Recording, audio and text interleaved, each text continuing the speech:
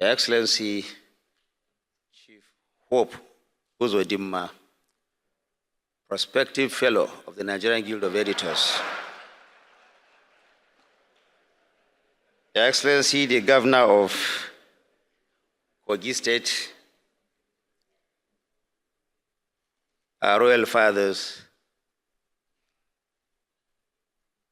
my colleagues, the Honorable Minister of Solid Minerals, Editor Emeritus, Mr. Dele Alake, Special Advisors to the President, Mr. Bayo Nanuga and Chief Sunday Dare, Senior Special Assistants, I can see Tunde Rahman, Abdulaziz, Malam Tope Ajayi,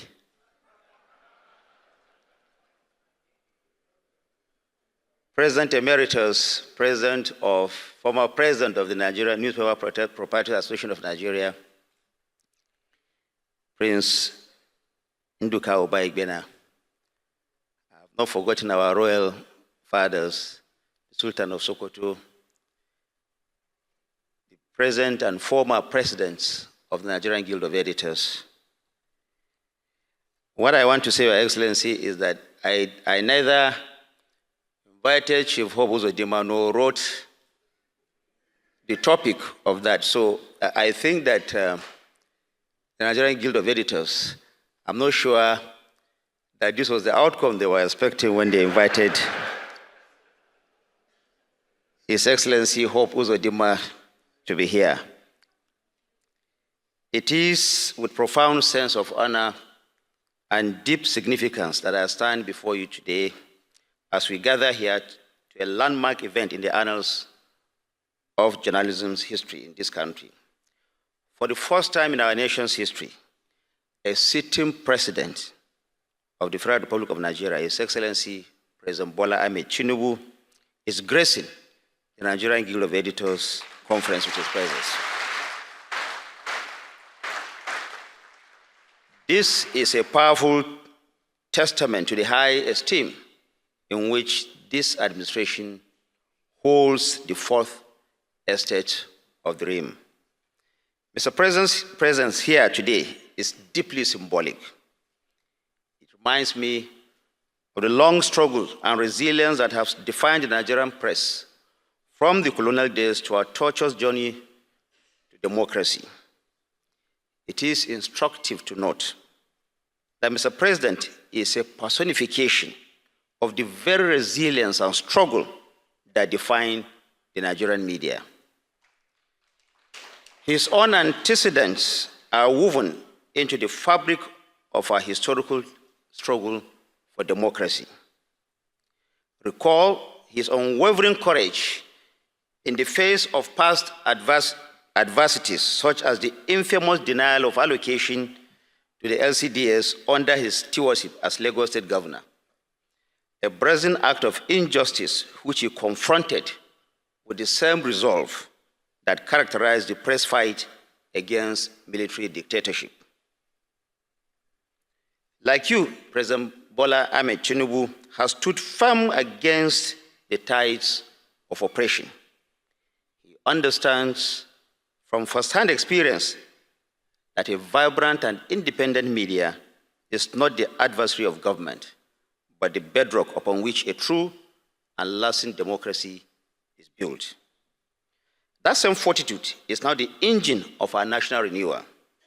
With the unwavering conviction, President Bola Ahmed Tinubu is steering our nation through a very tough but necessary reform to birth a more prosperous Nigeria. The difficult decisions have been taken. At some point, the press firestorm was about the removal of the oil subsidy and unification of the Naira. Now we advance with a forthcoming, modernized tax regime designed to build and create a fairer system that funds infrastructure, education, and healthcare that will unlock the boundless potentials of our people. So now, when I listen to the president of the Guild asking for the exemption of newspapers and the media generally from the tax regime. I await the President's response. But I urge the press to pay close attention.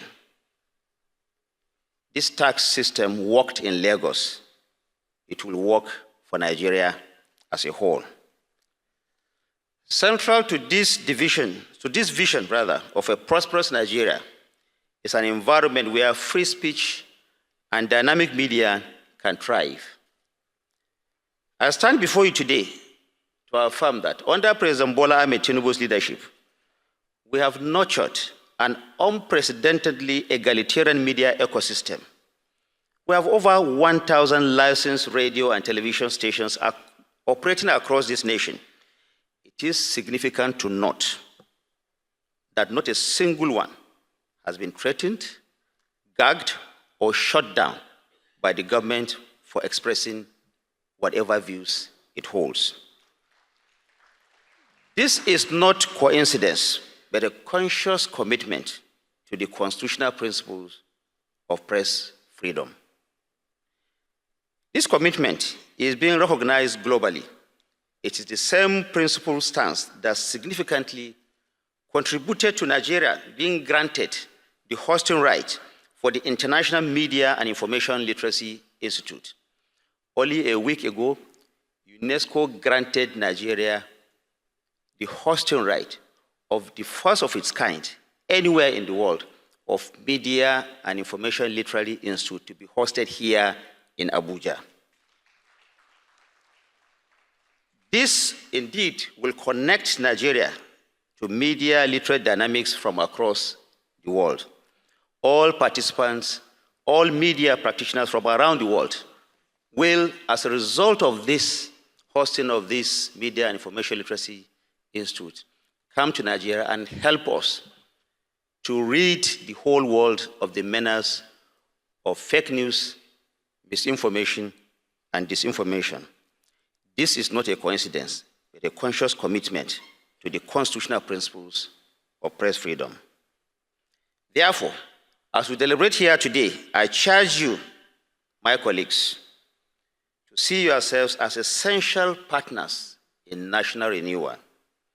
The government of President Bola Ahmed Tinubu has demonstrated its faith in you through his actions, not just his words.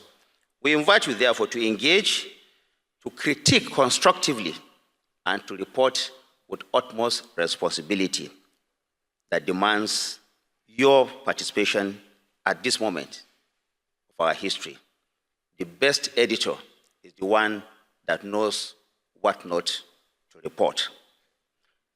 Let us work together to tell the Nigerian story with balance, with truth, and with an unyielding belief in the promise of our great nation.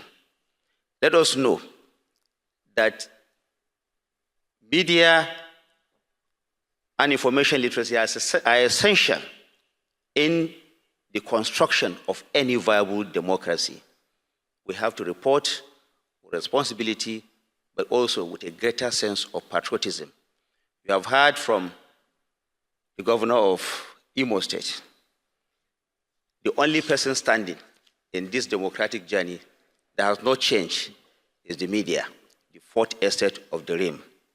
Therefore, let this last man standing continue to stand in defense of our democracy. Thank you very much for listening. God bless the Federal Republic of Nigeria.